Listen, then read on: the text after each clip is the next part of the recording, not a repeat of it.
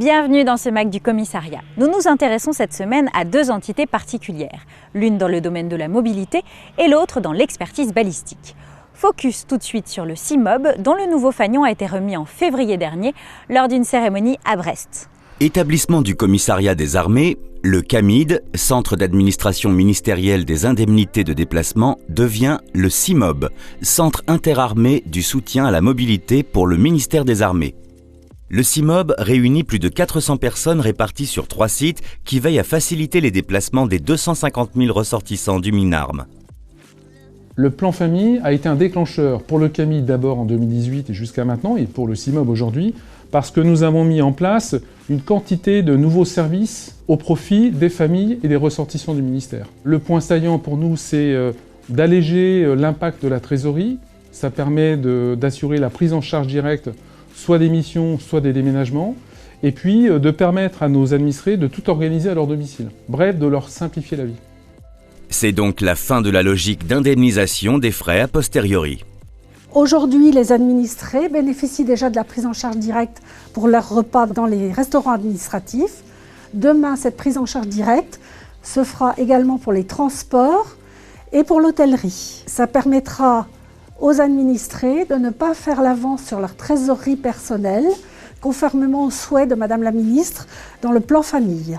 Et grâce à des outils digitaux et une offre de services modernes, la préparation et la conduite des missions seront plus autonomes et plus faciles pour les missionnés. La simplification des déplacements, ça va être donc la mise en place de solutions sur un smartphone qui permettront aux administrés de réserver directement leurs déplacements, donc que ce soit les transports, l'hôtellerie, pour que tout soit pris en charge en amont de leur mission. L'outil le plus emblématique pour nous, c'est la plateforme multidéménagement qui permet à chaque personne de traiter directement avec son déménageur via Internet.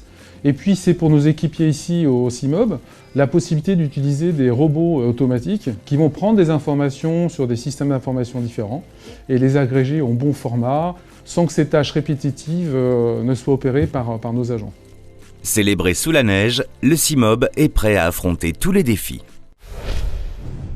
Et maintenant direction Marseille pour passer au crible le quotidien d'un organisme bien spécifique, le Pôle national d'expertise balistique au service de la protection des soutenus. Un gilet pare-balles est un élément de protection et un outil de travail. Pour s'assurer de la continuité de son efficacité, tous les 5 ans, il doit passer sous le crible de l'équipe du PNEB. Alors notre mission est une mission essentielle au service du soldat.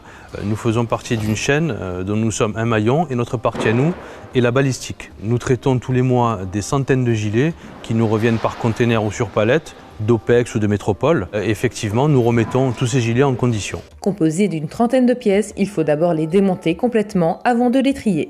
Tous les éléments visuellement HS sont éliminés. Si le revêtement d'une plaque balistique est abîmé, la plaque est écartée. Les pièces de tissu sont ensuite envoyées au lavage, tous les éléments de protection balistique nettoyés à la main.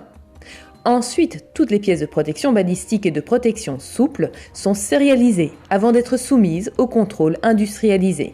Un gilet pare-balles est composé de 4 plaques balistiques, comme celle-ci.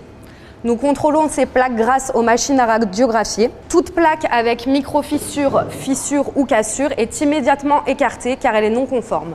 Les plaques souples passent quant à elles un contrôle automatisé d'étanchéité. L'équipe passe ensuite à la phase d'assemblage. Ce travail est passionnant, à la fois technique et très exigeant.